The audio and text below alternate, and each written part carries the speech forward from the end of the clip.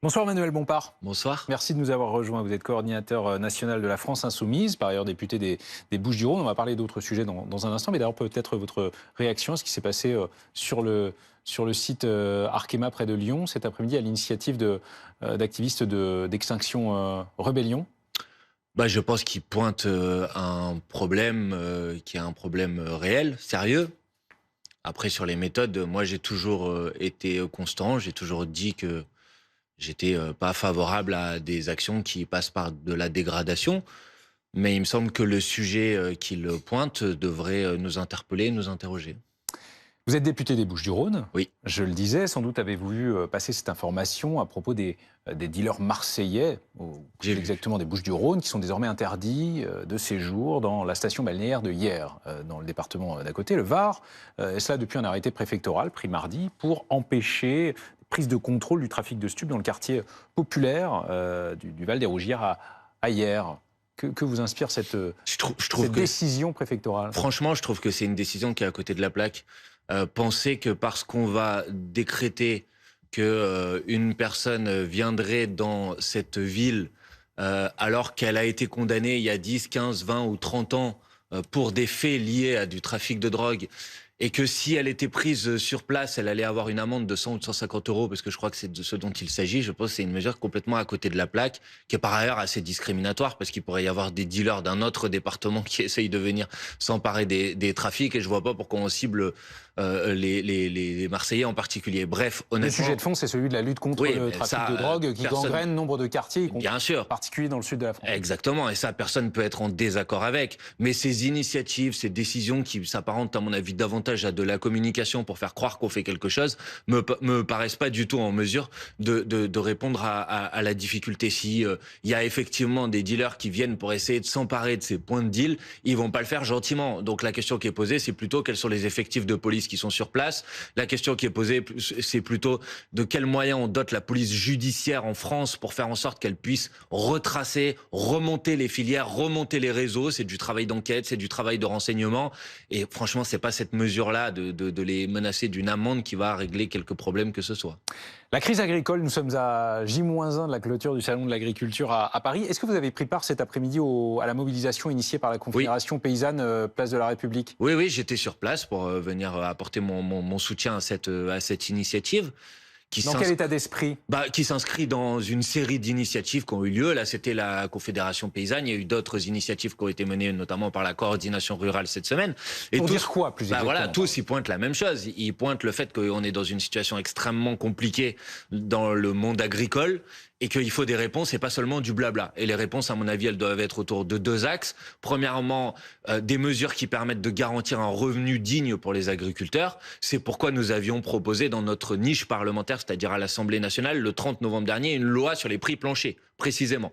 Alors le président de la République dit maintenant qu'il veut aller dans cette direction. C'est pas du blabla, donc? On va voir ce qu'il va y avoir dedans, parce qu'en même temps il dit ça, et en même temps il dit mais pas les prix planchers comme ça a été proposé avant. Donc moi j'attends de voir les précisions, mais en tout cas je vous dis, il y a cette mesure, elle est sur la table, il y a cette proposition que nous avons faite le 30 novembre. À l'époque il avait voté contre, donc si maintenant il change d'avis, moi je m'en satisfais.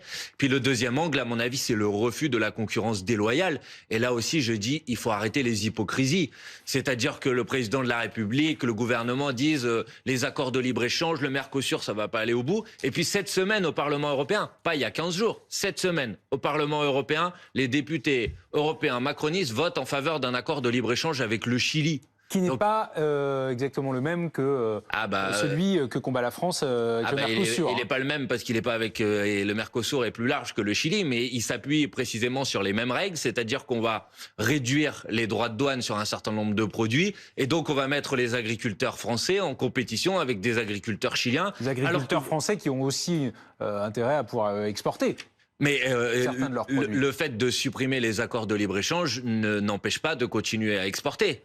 Mais il s'agit de dire une chose qui me paraît simple. Ce qu'on est capable de produire ici, on le produit ici. Ce dont on a besoin, on l'importe. Mais quand on importe des choses, on demande les mêmes règles aux produits qu'on importe que les règles qu'on demande à nos agriculteurs ici. Sinon, vous allez avoir des agriculteurs qui ne peuvent pas s'en sortir, qui vont être confrontés à cette forme de concurrence déloyale. Donc moi, je pense qu'il faut en finir avec les hypocrisies, avec les gens qui disent des choses à Paris et qui font l'inverse à Bruxelles. C'est le cas des macronistes. J'ai donné un exemple sur l'accord de libre-échange avec le Chili, mais c'est le cas du Rassemblement national aussi. Monsieur Bardella qui dit rien n'est fait pour les agriculteurs et qui, il y a quelques mois au Parlement européen, votait en faveur de la politique agricole commune.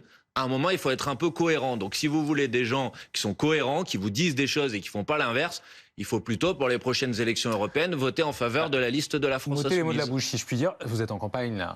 Nous sommes à 3 petits mois des élections C'est le principe. européennes, absolument. Chaque formation se lance dans la bataille. Demain, officiellement, le Rassemblement national, Jordan Bardella, lancera sa campagne en vue des européennes. On l'a vu cette semaine avec également du côté des Républicains et du côté de la majorité avec Renaissance, le départ, en quelque sorte, de leurs candidats respectifs, même si pour Valérie Ayé, pour Renaissance, ce sera officiellement la semaine prochaine, mais elle a commencé à s'exprimer. Est-ce que vous, à la France Insoumise, au regard des études d'opinion, hein, vous l'aurez bien compris, qui se suivent et se ressemblent globalement, vous comptez vraiment sur ce scrutin des européennes ?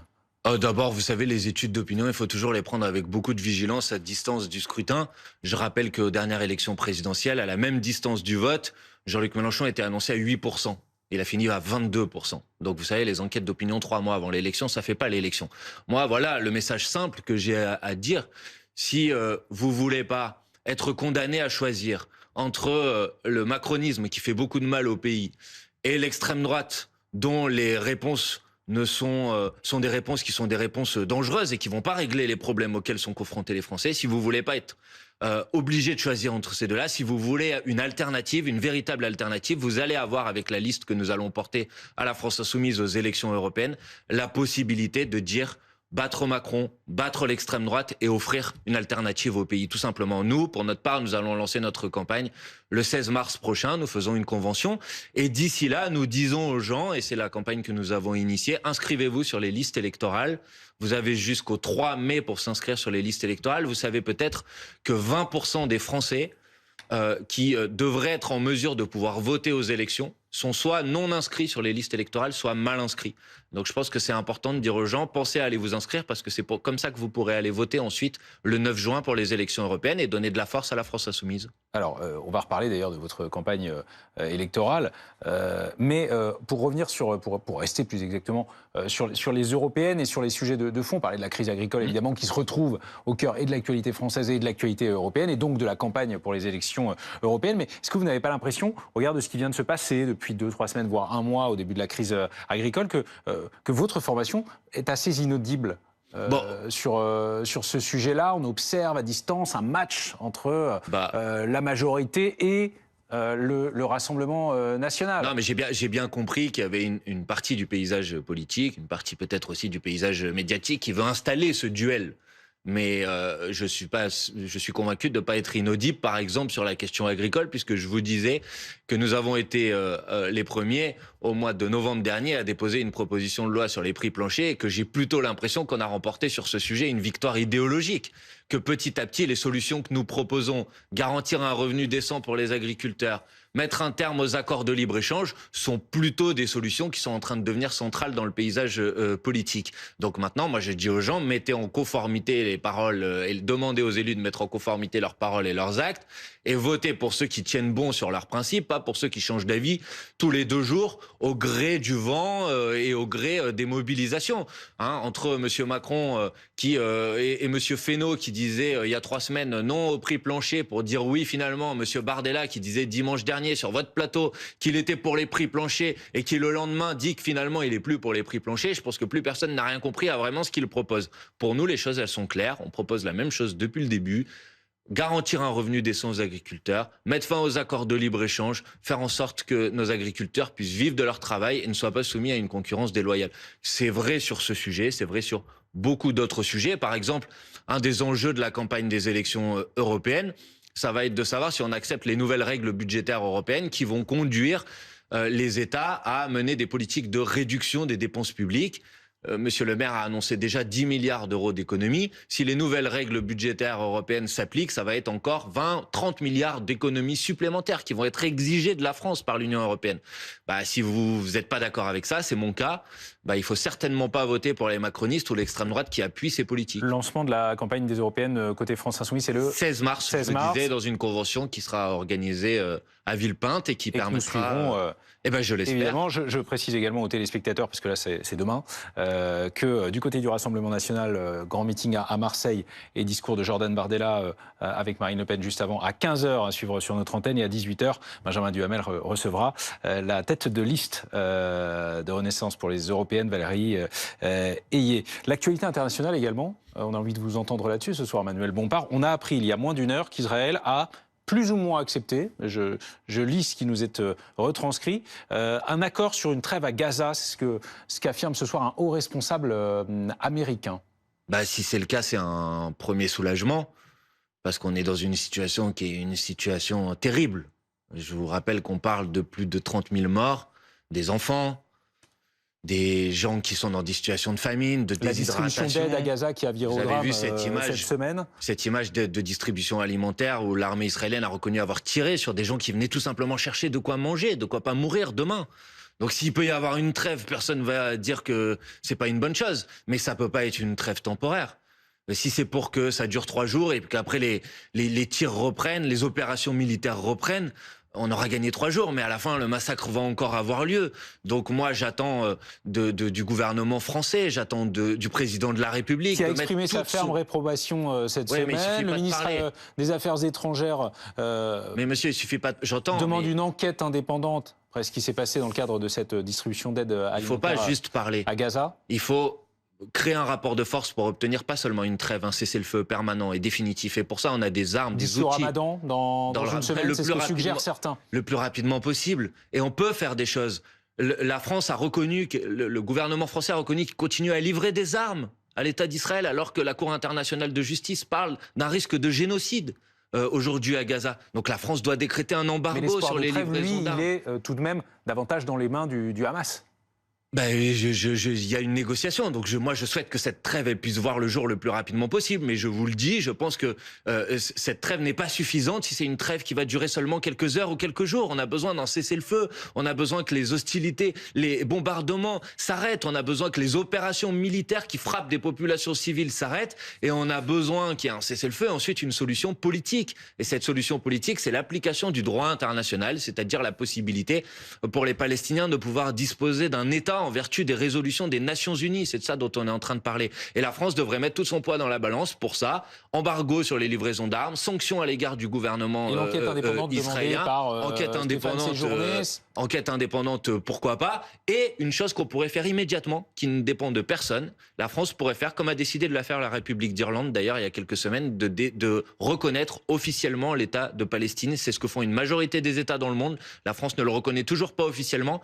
Voilà ce que pourrait faire le président de la République pour peser dans le rapport de force. Parce qu'on ne peut pas continuer à accepter ces massacres qui sont terribles. Et on aura un poids sur la conscience si on n'a pas agi de manière suffisamment forte. Et aujourd'hui, le président de la République n'a pas agi de manière suffisamment forte. Il parle, il fait des déclarations, vous avez raison. Tout de même, des déclarations oui, mais ça suffit pas de comme parler, celle monsieur. de cette semaine, mais qui représentent une condamnation un peu plus ferme de ce qui s'est produit et donc de l'action d'Israël actuellement. Je préfère qu'il condamne plutôt qu'il condamne pas, mais il a des leviers d'action. Pourquoi ne les utilise-t-il pas? Il doit les utiliser le plus rapidement possible. Chaque jour qui passe, c'est des centaines de personnes qui meurent de plus. C'est une situation qui est une situation. Je sais pas si je vous invite à les recevoir. Par exemple, il y a des médecins qui sont allés, qui sont revenus, qui ont témoigné de ce qu'ils voyaient là-bas. Non, mais je ne vous mets pas en cause sur ce sujet, mais vous voyez bien que cette situation elle est dramatique. Ça doit s'arrêter le plus vite possible. Parler d'Emmanuel Macron, le chef de l'État ne sera pas présent lundi à Versailles pour le vote du Parlement réuni en Congrès sur l'inscription de l'interruption volontaire de grossesse dans la Constitution qui a franchi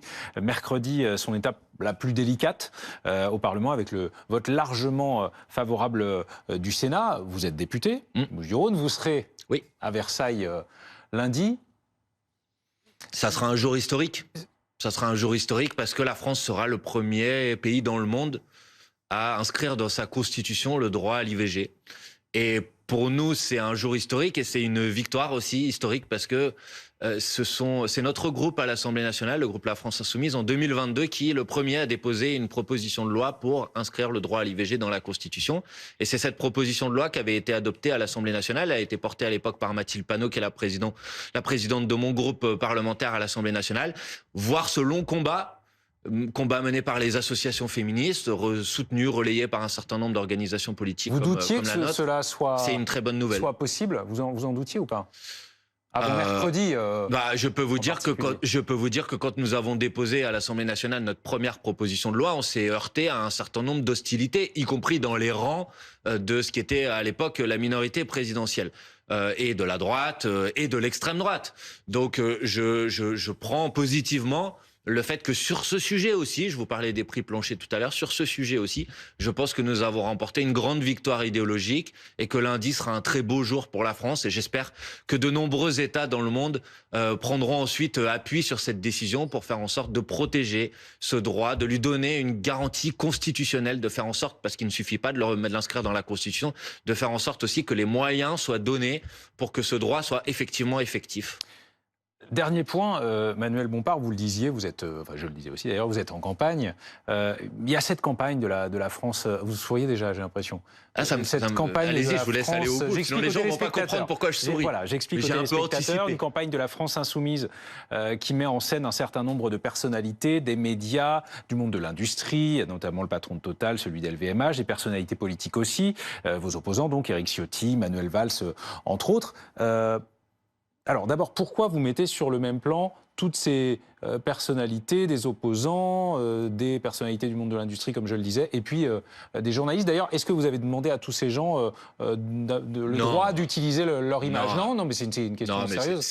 Ce sont des personnalités publiques, donc à partir de ce moment-là, leur image est quelque chose qu'on peut utiliser dans une campagne de communication. Je ne les mets pas sur le même plan. J'imagine qu'ils ont peut-être pas tous exactement les mêmes idées. C'est simplement une campagne pour l'inscription sur les listes électorales. Que vos opposants aient des idées contraires aux vôtres, mais quand vous pointez du doigt, certains diront que vous mettez une cible sur le front de certains, des journalistes, éditorialistes. Vous avez montré les visuels, je mets des cibles sur personne, je dis juste que telle personne va voter, et je dis juste aux gens, si vous voulez vous faire entendre, si vous voulez aussi faire entendre votre voix, allez vous inscrire sur les listes électorales. On a mis en place un site, c'est onvoteinsoumis.fr. Vous pouvez vérifier que vous êtes bien inscrit sur les listes électorales. Et si vous l'êtes pas, procédez à votre inscription sur les listes électorales. Donc il y a une campagne qui est volontairement un peu provocatrice et qui permet d'en parler. C'est une bonne chose. On peut en sourire. On peut aussi s'interroger sur ce que vous avez derrière la tête. Par exemple, quand vous utilisez l'image, et je vous interroge en l'occurrence, sur ce que vous avez derrière la tête quand vous utilisez l'image de certains journalistes. Français dont les idées seraient contraires aux vôtres. Qu'est-ce qu'on doit entendre d'ailleurs, est-ce que vous connaissez même les idées des journalistes dont vous utilisez l'image? C'est vous qui faites une interprétation. Mais pourquoi vous utilisez leur image alors? J'ai juste dit qu'ils votaient, qu'ils étaient des gens qui participaient sans doute au scrutin et que donc j'invitais les gens qui étaient moins visibles, moins connus, qu'on voyait pas à la télévision, à aussi aller s'inscrire sur les listes électorales. Mais attendez, pour vous, c'est pas jouer à une forme de jeu dangereux? Non, pas du tout. Il y a rien l'époque assez violente dans laquelle il n'y a rien de violent dans ces affiches. Si vous les voyez, c'est une des images d'ailleurs plutôt agréables. France Télévisions a quand même saisi la justice. Oui, je trouve que c'est une réaction totalement disproportionnée. Mais je vais vous dire franchement les choses. L'objectif de cette campagne, c'est du fait qu'on parle d'un sujet dont personne ne parle jamais. C'est le fait que une personne sur 5 en France ne peut pas voter le jour du vote, parce que soit elle n'est pas inscrite du tout sur les listes électorales, soit elle est inscrite dans une commune dans laquelle elle réside plus aujourd'hui. Et l'objectif de cette campagne, c'était de faire en sorte que vous en parliez, qu'enfin on puisse parler de ce sujet comme je suis en train de le faire à l'instant sur ce plateau, parce que sinon on n'en parle jamais. Et donc je suis très content parce que je trouve que c'est très réussi. C'est pour ça que je souriais tout à l'heure quand vous alliez aborder ce sujet. Toutes les méthodes sont les bienvenues pour... Toutes les méthodes, non, certainement pas. Envoyer les gens aux urnes. Non, certainement pas. Toutes les méthodes ne sont pas les bienvenues pour envoyer les gens aux urnes. Mais le fait de faire une campagne d'information civique mettant en scène un certain nombre de personnalités connues en disant qu'elles ne loupent pas le moment, le jour du vote, et donc d'inviter les gens à faire pareil pour faire entendre leur voix, ça ne me paraît pas être une méthode extrêmement dangereuse et qui ne mérite pas les noms d'oiseaux, les cris d'orfraie que certains essayent de pousser sur ce sujet. Merci Manuel Bompard. Merci à vous. Accepté l'invitation de Week-end 3.